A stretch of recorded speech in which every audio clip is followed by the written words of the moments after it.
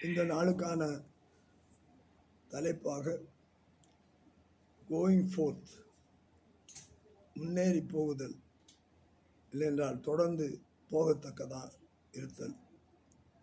அதை குறித்து ஓசியாவின் புஸ்தகம் 6ஆம் அதிகாரம் 3ஆம் வசனம் சொல்கிறது, அப்பொழுது நான் அறிவடைந்து கர்த்தரை அறியும்படி தொடர்ந்து போவோம். அவருடைய புறப்படுதல் அருணோதயம் போல ஆயத்தமாய் இருக்கிறது.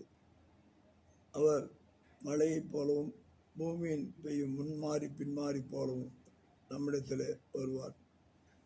தேவனை நாம் சந்திக்க வேண்டும் என்றால் அங்கே கர்த்தரை அறியும்படியான அறிவை நாம் வளர வேண்டும்.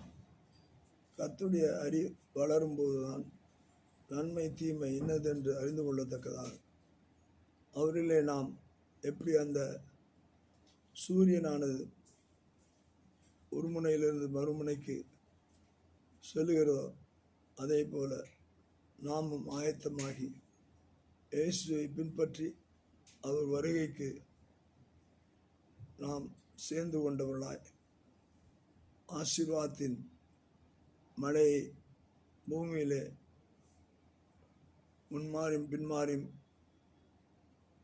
போல அவர் வரும்போது நாமும் அவரோடு கூட செல்லத்தக்கதாக தேவன் நமக்கு கிருபை செய்வாராக. ஆமென்.